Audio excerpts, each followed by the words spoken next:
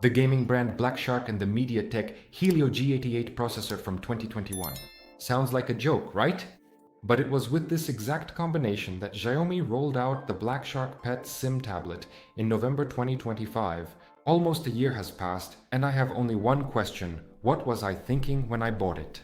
At the start of sales, they were asking about $155 for it. The tablet was selling like hotcakes on marketplaces. Buyers were lured by the loud brand name and the attractive price tag. But did it live up to expectations after 12 months of use? And how does it look against the backdrop of fresh budget devices? Let's honestly and without sugarcoating pick this device apart, and we'll start our review with the packaging. Let's put our tablet away, set it aside for convenience, and talk about the box itself. The box is made in white. On the front, you can see our tablet. You can also notice the name of our device on the sides, as well as the name of our device. And on the back, you can find the most basic information. In the top right corner or top left corner, depending on how you look at it, here we can see that it supports 15 to 20 watt charging, and there is no power adapter included, which personally for me is, well, obviously sad. You can find all the specifications, information, IMEI, and serial number of this device. Let's open the box.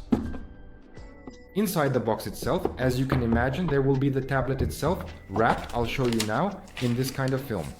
Everything is still sealed on it. This is what it looks like. We can also find a SIM ejector tool that opens our slot for a SIM or SD card, various documentation, and stickers, which is personally nice for me. And well, this is what the ejector tool looks like. And obviously, as you might have already noticed, there is no power adapter here, but there is a USB-C cable. The kit is basic, without cases or screen protectors. In new models, manufacturers often include at least a simple, silicone bumper, but here Xiaomi unfortunately cut costs. What you really want to praise the Black Shark Pad for is its build quality. The back panel and frame are made of aluminum with tempered glass on the front. The device weighs 505 grams and is only 7.3 millimeters thick. It feels solid in the hands. The cool metal feels pleasant against the palm. It is available in two colors, blue and gray. In my case, it's gray, and it looks quite beautiful. Actually. And what I like is that no fingerprints are left on its body. Regarding ports and interfaces, there is a USB-C port at the bottom. There is no fingerprint scanner here. Unlocking is done either by password or via the front camera. It has support for nano SIM with 4G LTE and a full-fledged slot for microSD memory cards up to 1 terabyte, as far as I understand. This is a huge plus for storing movies and files. And also, as far as I remember, when I was looking, there was a slot for, I think, SIM cards. But it's interesting that some websites say there is no 3.5mm audio jack here, but my version has one. And that's a plus because you won't need to use a Type-C adapter or Bluetooth headphones. Well, for example, speaking of sound, it has stereo speakers with Dolby Atmos support. They sound pretty good for their segment, you'll hear later, but the volume is sometimes not enough in a noisy room. Comparing it with new tablets, well, I will answer and give my personal opinion. Modern ones have become even thinner and have received narrower bezels. But in terms of material quality, the Black Shark Pad is still holding up well. But if we talk about the screen here is an 11-inch IPS matrix with a resolution of 1200 by 1900 pixels. The claimed refresh rate is 90 Hz. But how does it feel? On paper, 90 Hz is great, but due to the weak hardware, the HyperOS 2.0 interface based on Android 15 sometimes lags, and you simply don't notice the smoothness. The peak brightness is only 420 nits.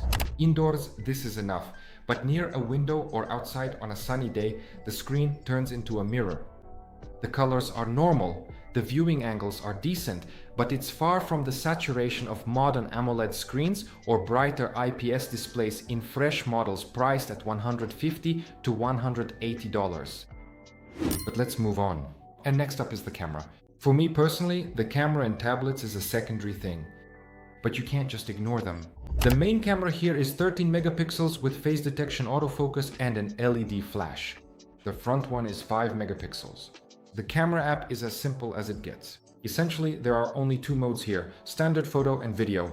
No night modes, portrait mode, or complex processing.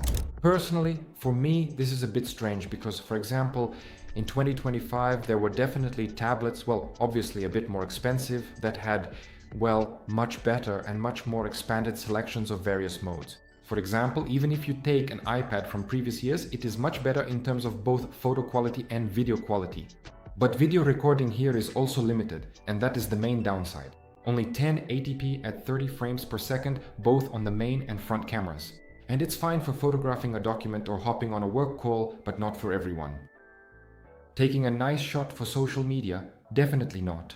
Newer budget models are already capable of taking decent algorithmic shots, but the Black Shark smartwatch is far behind. Let's move on to the biggest fail.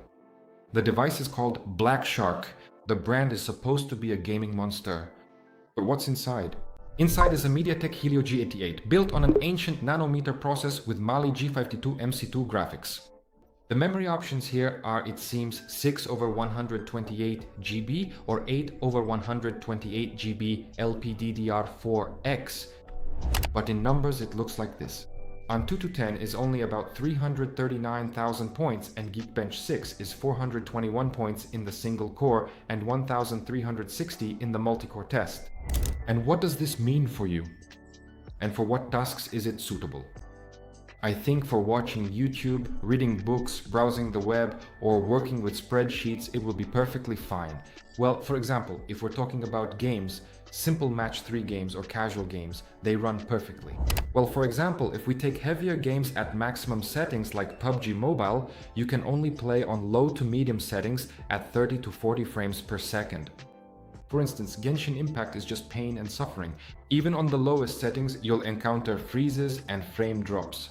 New budget phones for the same $150 come out with Helio G99 or Snapdragon chips, which score over 450,000 in AnTuTu, or so it seems, and they actually allow you to play. I can't call this device a gaming one, but for basic tasks like watching YouTube, checking Instagram, or letting a child play some basic games, I think it will fit the bill perfectly. Well, let's move on. The tablet is equipped with a 7700 mAh battery. Thanks to a not so power-hungry screen and a basic processor, it holds a charge quite well. About 8 hours of video playback over Wi-Fi, or a day and a half to 2 days with moderate home use. Charging is standard. It takes more than 2.5 hours for the tablet to charge from 0 to 100%. And an important point, well, personally for me, it's strange that there are no artificial intelligence features. Nowadays, even the cheapest tablet offers neural network features, for example, smart photo editing, text summarization, and some kind of voice assistance. Well, the only voice assistant here is Gemini, and that's it.